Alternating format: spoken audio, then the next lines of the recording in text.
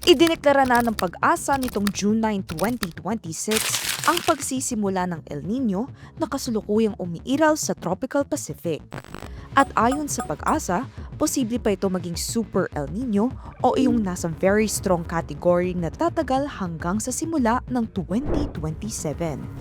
Ibig sabihin, mas matinding init, mas matinding tagtuyot, at mas kaunti ngunit mas malakas na mga bagyo. Sa inaasahang pagsapit ng Super El Nino, gaano kalalang pinsala nga ba ang maaaring idulot nito sa bansa?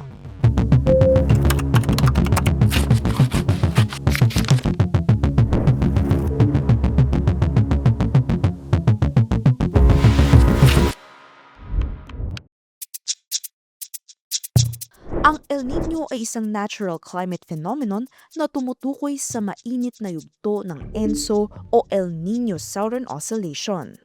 Nagkakaroon ng El Nino kapag tumataas sa average ang init ng sea surface temperature sa gitna at silangang bahagi ng karagatang Pasipiko.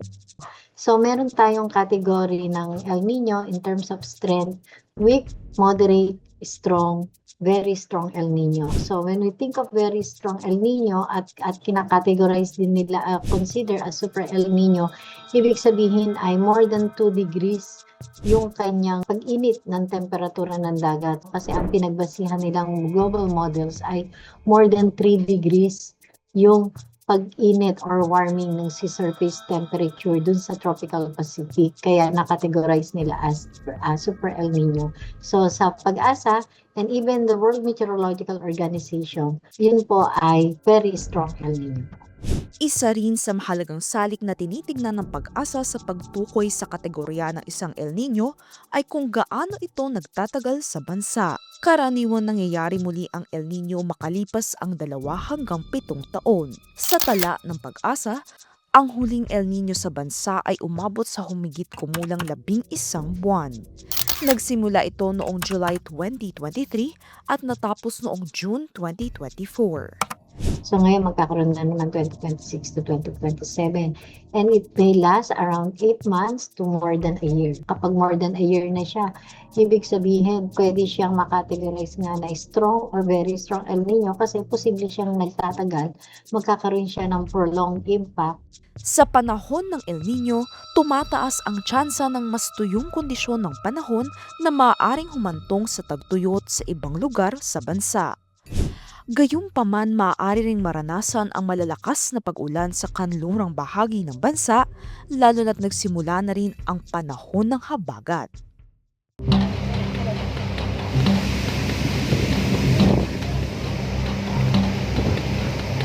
Dahil may 80% posibilidad na tumungtong sa very strong category ang El Nino na ito, konting bagyo na lamang ang maaaring tumama sa bansa. Ngunit babala ng Pag-asa, ang mga bagyong ito ay maaaring maging super typhoon na lubhang mapampinsala. Dahil maiinit ang karagatan, mas madami ang bagyong nabubuo sa Tropical Pacific. Pero konti lang yung pumapasok sa Philippine Area of Responsibility kasi dahil malayo yung tropical cyclone development nito, usually yung iba nagre-recarb, hindi pumapasok sa PAR. Kaya konti ang tropical cyclone. Pero dahil malayo yung tropical cyclone development niya, kapag pumasok naman natin ito sa ating PAR at patatama sa kalupaan, yun naman yung mga typhoon at super typhoon category.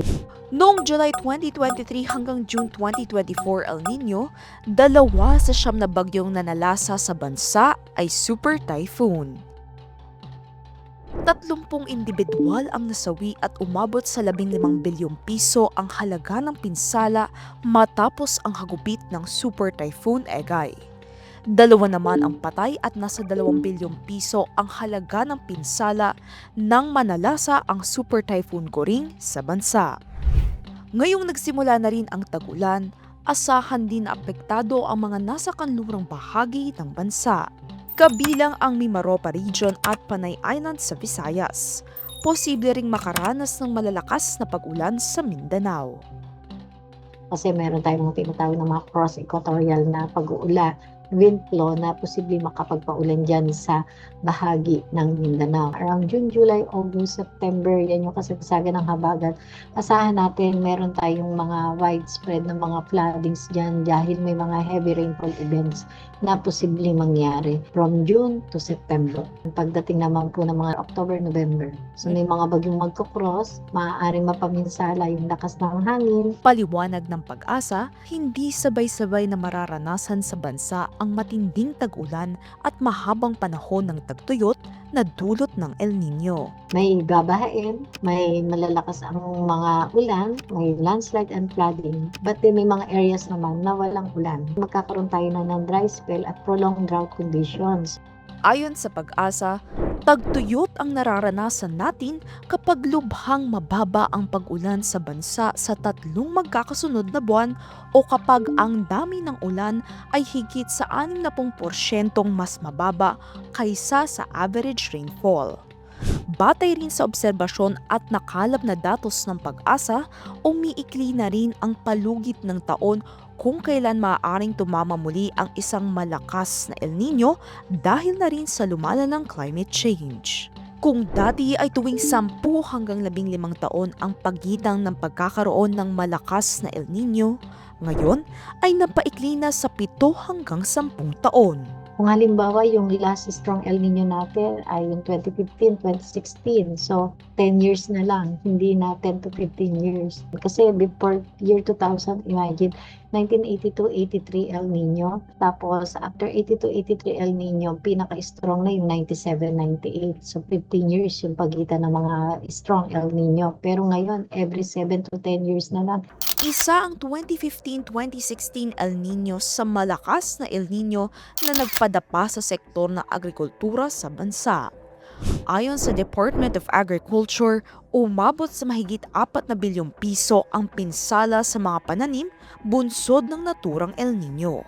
Ngayong taon, hindi lamang ang posibleng kakulangan sa supply ng tubig dahil sa tagtuyot ang magdudulot ng malawakang pinsala sa sektor ng agrikultura, kundi pati na rin ang patuloy na sigalot sa Middle East. So ngayon, ang possible na impact sa agriculture, tinatawag nilang triple shocks. Kasi yung fertilizer na ginagamit ng agriculture sector, nanggagaling yan sa ibang bansa. Ini-import natin yan. So with global crisis, itong economic crisis nito, dahil meron tayong ganyan, apektado yung price ng fertilizer. And at the same time, meron pang El Nino. So ibig sabihin, triple shock yung nararamdaman or nararanasan ng agriculture sector kung titingnan natin yung effect nitong ongoing crisis sa Middle East. Nitong March 2026, itinaas ng Pag-asa ang El Nino Watch sa bansa. Nasundan nito ng El Nino Watch nitong April. Paglilinaw ng Pag-asa, ang 2 naunang abiso ay hindi nangangahulugan na dumating na ang El Nino. Sa ilalim kasi ng ENSO Alert and Warning System ng Pag-asa, mayroon silang inilalabas na 3 abiso sa publiko. Ang El Nino Watch, El Nino Alert, at El Nino Advisory na ang ibig sabihin ay nagsimula na ang naturang weather phenomenon. Patuloy umano ang pakikipagtulungan ng Pag-asa sa gobyerno at iba pang katuwang na ahensya gaya ng National Disaster Risk Reduction and Management Council o NDRRMC bilang paghahanda sa mga pinsala na maaaring idulot ng El Nino sa iba't ibang sektor. Meron na tayong nakahatag na Strategic National Action Plan for El Nino. So ano yung kailangan lang natin gawin? Mga interventions na ginagawa ng national government natin, including Pag-asa at yung mga sectors po sa agriculture, water, resources management, health, energy, and public safety.